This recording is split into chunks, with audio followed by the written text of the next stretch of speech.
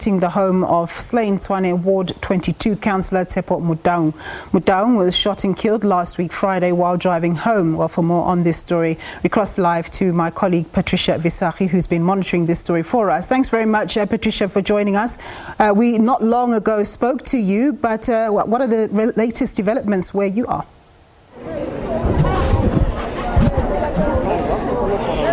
Welcome back, Nompu. Of course, inside the police minister, Bheki, Cele, alongside the Premier of Gauteng, David Makhura, they're having a meeting with the family, as I did also indicate earlier. But the interesting part, as I said earlier, is the activity that is outside here.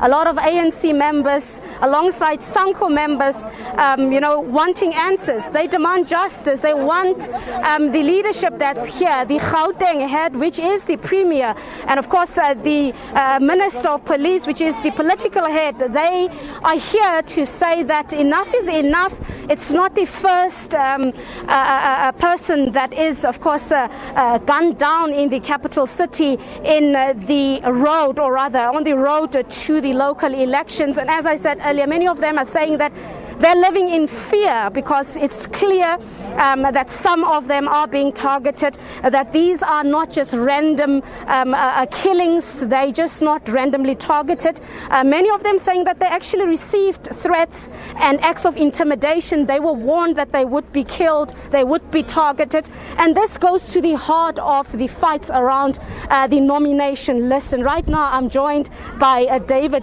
Cele from SANCO. Thank you so much for joining us. SANCO's been very vocal, saying that but these killings are getting out of hand. In the statement that you released yesterday, you said that Mr. Motaung is the first person to be killed in a short space of time. Just again, give us the concerns from SANCO.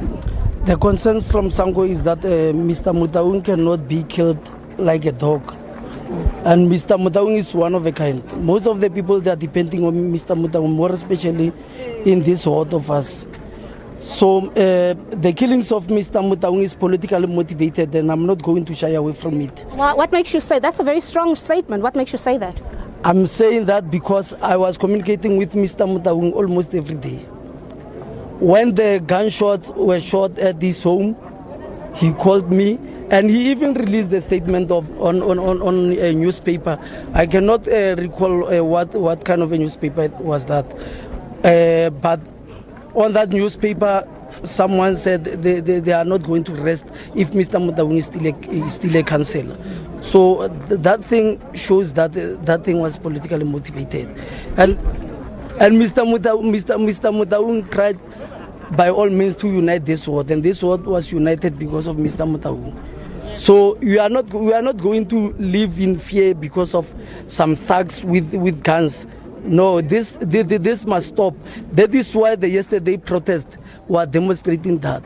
We said we want a minister to come in here and to arrest all those perpetrators, and we are not going to rest till they are all brought into book. Now, both the Premier and Minister seemingly have heeded your call. They came. And one would like to believe that they are here to give answers, or to at least give a commitment to find answers. But what is it that you directly have to say to them? We want justice for Tshepo Motaung, nothing else. We want justice because Tshepo Motaung is a leader and then cannot be killed like a thug. Yes. I mean, Tshepo Motaung doesn't even have a gun. But if you kill him like he's in a haste or wherever it is, we want justice. That's the only thing we can tell Minister. Minister must give us answers. We don't want the stories saying the case is still under investigation and stuff, because we want answers, because they are police, they are trained for that. Okay, just you're talking about thugs in guns. It sounds like you have an idea who these people are. And if you guys are saying political killings, is it not that maybe it is part of the whole battle for power in the capital city? Do you perhaps know who these people are? I know how you journalists operate. I see now you are trying to put words in my mouth. What I can tell you is that the police, the police are still investigating the case, but I'm talking on behalf of community, saying you are not going to rest. As to who killed Tshepo, that's the work of the police. The police must come up with the name. That's their job description. No, the police cannot operate alone. That's why the police always say we must be their ears and eyes. So meaning, if one of you know who the person is, help the police. Hence we are saying, do you perhaps know who it is? This is not a journalist versus the community. You know, if I knew who he is, I was going to point him or her now. Yeah. Unfortunately, I don't know. But if I know who he is, I was going to point him now or her. But what I'm trying to say is that let's give the police a chance, more especially because the minister is here, so that they can give us the answer within the case. Let's go further. Of course, elections are still going to take place. It means there might still be other people. What's the sense that you're getting from other comrades and other leaders in SANCO? Are people living in fear? Are people worried? Even myself, I'm living in fear. How can you be free when someone close to you is killed like that? Everyone is living in fear. All of us is living in fear. That is why I said earlier. We are not going to rest till the justice has been served, and I'm still repeating that.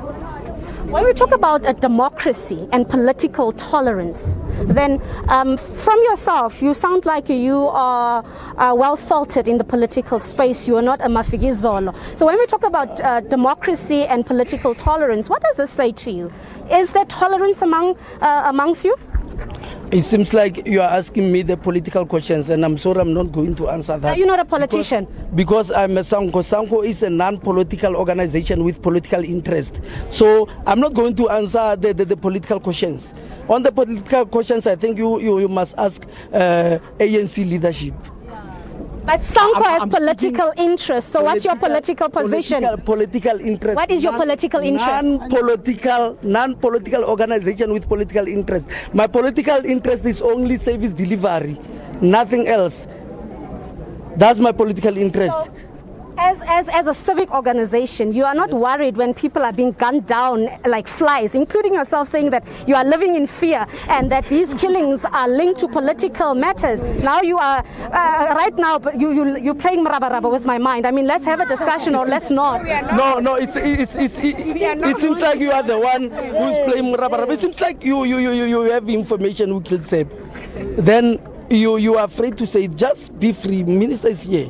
Just say who killed him so that the case can be closed. I'm saying you are not going to tolerate thugs. I mean, everyone knows no one can kill someone if he's not a thug. Or do you think he was killed by Christians? You said it's a political killing. It's your words, not mine. Yes, it's it. I'm still saying that. But I'm saying furthermore, you must ask politicians.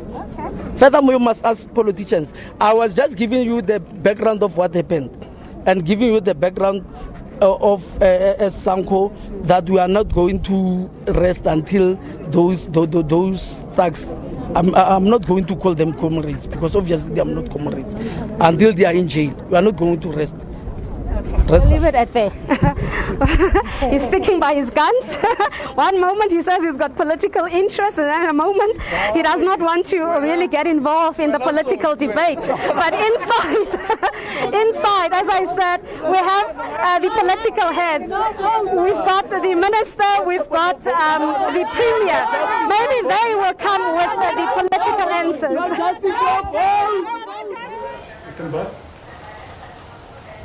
All right, we're going to come out of that crossing with Patricia Visagie, getting into it there with a member of SANCO.